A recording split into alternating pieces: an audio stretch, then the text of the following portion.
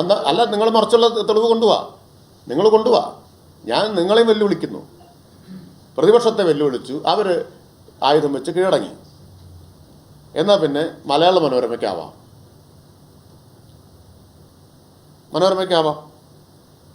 Oasis കമ്പനിക്ക് ഈ അനുമതി കൊടുത്തത് അഴിമതി നടത്തിയിട്ടാണോ? പറയൂ, ആണോ? ഇപ്പം പറഞ്ഞോളൂ. അല്ല, അങ്ങനെ പറ്റില്ലല്ലോ. പുകമറയുണ്ടാക്കി പോരുത്. നിങ്ങൾ സംശയം അല്ലല്ല, അത് നിങ്ങളെ ഞാൻ ഇപ്പോൾ വെല്ലുവിളിക്കുന്നു. നിങ്ങളുടെ കയ്യിലുള്ള തെളിവ് ഇപ്പൊ പറയേണ്ട, നാളെ പത്രത്തിൽ എഴുതിയാൽ മതി. മനോരമയുടെ ലേഖകനെ വെല്ലുവിളിക്കുന്ന ദൃശ്യമാണ് പ്രേക്ഷകർ കണ്ടത്. എക്സൈസ് മന്ത്രി MB രാജേഷാണ് വെല്ലുവിളിക്കുന്നത്.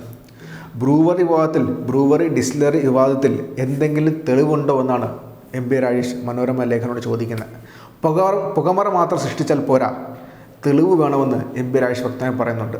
തെളിവ് ഇപ്പോൾ തരാൻ പറ്റില്ലെങ്കിൽ നാളെ പത്രത്തിൽ എഴുതിയാൽ മതിയെന്നും ആ മനോരമ ലേഖനോട് MB രാജേഷ് പറയുന്നുണ്ട്. മാധ്യമപ്രവർത്തകരോട് വ്യക്തമായ നിലപാടാണ് ഇവിടെ MB രാജേഷ് സ്വീകരിച്ചിട്ടുള്ളത്. അത്ര രൂക്ഷമായിട്ടാണ് അദ്ദേഹം പറയുന്നത്. കഴിഞ്ഞ ഒരാഴ്ച തുടർച്ചയായിട്ട് മാധ്യമങ്ങൾ ആഘോഷിച്ച വിഷയത്തിൽ അവർക്ക് ഒരു തെളിവ് പോലും കിട്ടിയിട്ടില്ല. പ്രതിപക്ഷത്തിനും ഒരു തെളിവ് പോലും കിട്ടിയിട്ടില്ല. അത് വ്യക്തമായി ചൂണ്ടിക്കാട്ടി തന്നെയാണ് MB രാജേഷ് സംസാരിച്ച അദ്ദേഹത്തിൻ്റെ വാക്കുകൾ നമുക്കൊന്ന് കേൾക്കാം. പിന്നെ മാധ്യമങ്ങളുടെ കാര്യം കൂടി ഇന്ന് പറയാതെ പറ്റില്ല. കേരളത്തിലെ മാധ്യമങ്ങൾ ഇപ്പോൾ ഏറെക്കുറെ എല്ലാവർക്കും കാര്യം മനസ്സിലായി. അവരുപേക്ഷിച്ചുകൊണ്ടിരിക്കുകയാണ്. അത് നല്ല കാര്യം. ഞാനൊരു കാര്യം ഇവിടെ വ്യക്തമാക്കാൻ ആഗ്രഹിക്കുന്നു. ആദ്യം മാധ്യമങ്ങളെടുത്ത സമീപനം എന്താ? കേരളത്തിൽ ഒന്നാമത്തെ പത്രം ആദ്യം കൊടുത്ത വാർത്ത ശരിയായ വാർത്തയാണ്. ഈ തീരുമാനത്തിൻ്റെ വസ്തുത എന്താണെന്ന് വ്യക്തമാക്കുന്ന വാർത്തയാണ് ഒന്നാമത്തെ പത്രത്തിൽ വന്നത്. കമ്പനി വാഗ്ദാനം വർഷം 18 കോടി ലിറ്റർ എത്തനോൾ. അതാണ് ഇത്. പ്രധാനമായും സ്പിരിറ്റും എത്തനോളും നിർമ്മിക്കുന്ന പ്ലാന്റാണ്. ബാക്കി ഇന്ത്യൻ നിർമ്മിത വിദേശ മദ്യവും ബ്രൂവറിയും പിന്നീട് വരുന്നതാണ്. ഏറ്റവും പ്രധാനമായിട്ട് ഇത് സ്പിരിറ്റും എത്തനോളുമാണ്. ഇത് രണ്ടും വ്യാവസായിക ഉൽപ്പന്നമാണ്.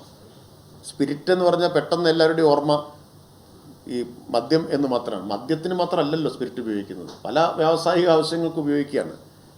ഇപ്പോൾ കേന്ദ്ര ഗവൺമെൻറ് അംഗീകരിച്ച നയമാണ് പെട്രോളിൽ എത്തനോൾ കലർത്തണം എന്നത്. 5% 2030 ആകുമ്പോഴേക്ക് 20% ആയിട്ട് ഉയർത്തണം എന്ന് കാണുന്നു. ഇപ്പോൾ വൻതോതിൽ ഡിമാൻഡ് വരികയാണ്. അപ്പോൾ ഇപ്പോൾ യഥാർത്ഥത്തിൽ മദ്യക്കമ്പനികളിൽ നിന്നുള്ളതിനേക്കാൾ ഡിമാൻഡ് വരുന്നത് പെട്രോളിയം കമ്പനികളിൽ നിന്നാണ് എത്തനോളിന്. സ്പിരിറ്റ് ഉണ്ടാക്കുന്നതിൻ്റെ തൊട്ട് മുമ്പുള്ള ഘട്ടമാണ് എത്തനോൾ എന്നത്. അപ്പം ആ വ്യാവസായിക സാധ്യത കൂടി നമ്മളിവിടെ കാണുന്നുണ്ട്. അപ്പം അതെല്ലാം കണ്ടിട്ടാണ് എത്തനോൾ നിർമ്മാണ പ്ലാന്റാണ് ഇവിടെ യഥാർത്ഥത്തിൽ ആരംഭിക്കുന്നത്. അതിൻ്റെ 3-4 ഘട്ടങ്ങളിലായിട്ട് മദ്യവും ഉൽപ്പാദിപ്പിക്കുന്നുണ്ട്. മദ്യം ഇവിടെ ഉപഭോഗം ചെയ്യുന്നുണ്ടല്ലോ എന്തായാലും. അപ്പോൾ കുടിക്കാം, പക്ഷെ ഉണ്ടാക്കരുത്. അങ്ങനെ ഒരു വിശുദ്ധിയുണ്ട്. പുറത്തുനിന്ന് വാങ്ങിയിട്ട് മാത്രമേ കുടിക്കാവൂ എന്നൊരു വിശുദ്ധിയുടെ പ്രശ്നം ഇതിൽ വരുന്നുണ്ട്. അപ്പം മദ്യ അവസാന ഘട്ടത്തിൽ വരുന്നതാണ്. പ്രധാനമായിട്ടും സ്പിരിറ്റ്, എത്തനോൾ എന്നീ 2 വ്യാവസായിക ഉൽപ്പന്നങ്ങൾ ഉണ്ടാക്കാനുള്ള പ്ലാന്റാണ്. അപ്പോൾ കമ്പനി വാഗ്ദാനം വർഷം 18 കോടി ലിറ്റർ എത്തനോൾ എന്നാണ്. ഇപ്പോൾ ഒരു തുള്ളി കേരളത്തിൽ ഉൽപ്പാദിപ്പിക്കുന്നില്ല എന്ന് വാർത്തയിൽ പറയുന്നുണ്ട്. ഒയാസിസ് വാഗ്ദാനം പാലിച്ചാൽ ഇപ്പോഴത്തെ നിലയ്ക്ക് ഒരു തുള്ളി എത്തനോൾ പോലും മദ്യനിർമ്മാണത്തിന് കേരളത്തിന് പുറത്തുനിന്ന് എത്തേണ്ടി വരില്ല. മനസ്സിലായില്ലേ? അപ്പോൾ ആർക്കാണ് നഷ്ടം? നേരത്തെ പറഞ്ഞ ലിസ്റ്റ് ഞാൻ വായിച്ചില്ലേ, അവർക്കാണ് നഷ്ടം. ഈ പ്ലാന്റ് യാഥാർത്ഥ്യമായാൽ ഒരു തുള്ളി പോലും സ്പിരിറ്റ് പുറത്തുനിന്ന് കേരളത്തിലേക്ക് എത്തിക്കേണ്ടി വരില്ല. ട്രാൻസ്പോർട്ടേഷൻ ചാർജ് ലാഭം, അതിനു പുറമെ GST വരുമാനം, അധിക ലാഭം കേരളത്തിന്. ഇതെല്ലാം മുടക്കാനും തടസ്സപ്പെടുത്താനും വേണ്ടിയിട്ടാണ് ഈ ശ്രമം നടക്കുന്നത്. ഒപ്പം ഇവിടെ ഇത്തരം പ്ലാന്റുകൾ വരുമ്പോൾ ആളുകൾക്ക് കിട്ടുന്ന ജോലി, തൊഴിലവസരം. അപ്പോൾ ശരിയായ വാർത്തയാണ്. പക്ഷേ 3-ാമത്തെ ദിവസമായപ്പോഴേക്കും രാഷ്ട്രീയം കയറി വന്നപ്പോൾ എതിരായ വാർത്ത പിന്നെ കൊടുത്തു തുടങ്ങി. അതിങ്ങനെ തുടരുകയാണ്. ഇന്നും വന്നിട്ടുണ്ട്. അത് സ്വാഭാവികവും പ്രതീക്ഷിക്കാവുന്നതുമായിട്ടുള്ള കാര്യമാണ്. അപ്പം ഇത്രയും കാര്യങ്ങളാണ് പറയാനുള്ളത്. മാധ്യമങ്ങൾക്ക് തന്നെ ഇതിൻ്റെ കാര്യവും വസ്തുതയൊക്കെ അറിയാം. രാഷ്ട്രീയ ലക്ഷ്യത്തോടു കൂടി പ്രതിപക്ഷത്തെ സഹായിക്കുന്നു ചിലരൊക്കെ എന്ന് മാത്രമേ ഉള്ളൂ. വേണ്ടത്ര പറഞ്ഞു കഴിഞ്ഞു. ഇനി നിങ്ങളുടെ ചോദ്യത്തിന് കൂട്ടിയുള്ള സമയം വേണം. ഒയാസിസ് കമ്പനി ഹരിയാന പഞ്ചാബിലൊക്കെ ചിലപ്പോൾ അഴിമതിക്കാരുടെ രാഷ്ട്രീയക്കാർ കൊടുത്തിട്ടുണ്ടാവും. ചിലപ്പോൾ അങ്ങനെയായിരിക്കും ഉണ്ടാവും. അങ്ങനെ ഒരു മോശം പശ്ചാത്തലം അല്ലെങ്കിൽ ഇങ്ങനെയുള്ള ഒരു പശ്ചാത്തലമുള്ള കമ്പനി കേരളം തെരഞ്ഞെടുക്കുമ്പോൾ മറ്റെന്തെങ്കിലും ഒരു ആലോചന ഉണ്ടായിരുന്നു? വേറെ ഏതെങ്കിലും നല്ല അവരെ കുറിച്ചൊക്കെ നേരത്തെ പോലെ പരാതികൾ ഉണ്ടായിരുന്നല്ലോ. അല്ല, നിങ്ങൾക്കുണ്ടെങ്കിൽ പറയാം. കേരളത്തിൽ അങ്ങനെ വല്ല ആരോപണം വന്നിട്ടുണ്ടോ? അല്ലല്ല, അത് നിങ്ങൾ ഉന്നയിച്ചവരല്ലേ, അത് പറയാതെ പോണ്ടെന്നേ. അത് പറയൂ, എന്താണ് ആരോപണം? അല്ല, എന്താ ഇവിടുത്തെ കാര്യം പറയൂ. അവിടുത്തെ കാര്യം നിങ്ങൾ ഇതുവരെ പറഞ്ഞത് എന്താ? കോൺഗ്രസ് BJP പറഞ്ഞത് ഇവർക്ക് ഡൽഹി മദ്യനയവുമായിട്ട് ബന്ധമുണ്ട്, ഇവരെവിടെ കൊണ്ടുവരാൻ പാടില്ല. അപ്പോൾ 3 സ്ഥലത്ത് 3 സംസ്ഥാനങ്ങളിലും അവർക്ക് പ്ലാന്റ് അനുവദിച്ചതാരാ? കോൺഗ്രസ് ഗവൺമെന്റുകളാണ്. അവർ ചെയ്യുന്നത് പോലെയല്ല ഞങ്ങൾ ചെയ്യുക. അതാണ് വ്യത്യാസം. ആ വ്യത്യാസമുണ്ട്. അല്ല, നിങ്ങൾ മറിച്ചുള്ള തെളിവ് കൊണ്ടുപോവാ. ഞാൻ നിങ്ങളെയും വെല്ലുവിളിക്കുന്നു. പ്രതിപക്ഷത്തെ വെല്ലുവിളിച്ചു, അവർ ആയുധം വെച്ച് കീഴടങ്ങി. എന്നാൽ പിന്നെ മലയാള മനോരമയ്ക്കാവാം.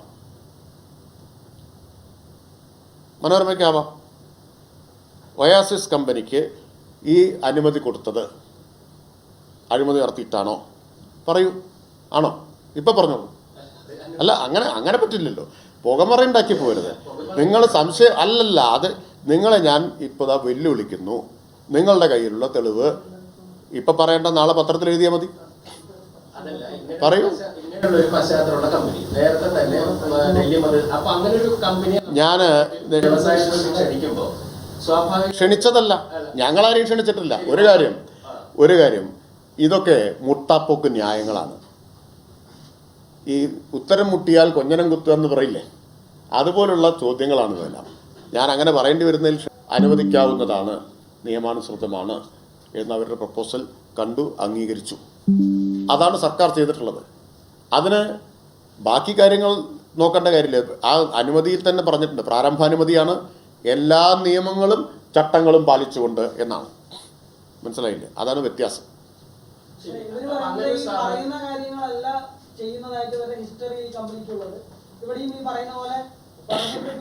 അതിന് ചിലപ്പോൾ കാരണം എന്തായിരിക്കും എന്നറിയാമോ?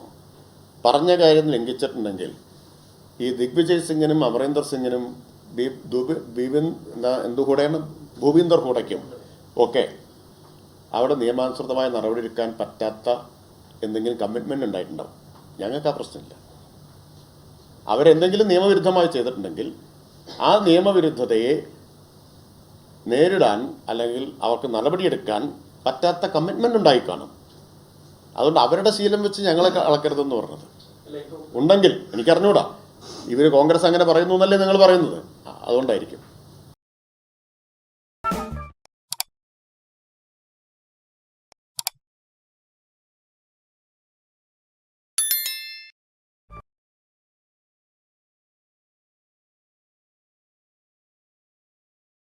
Thank you.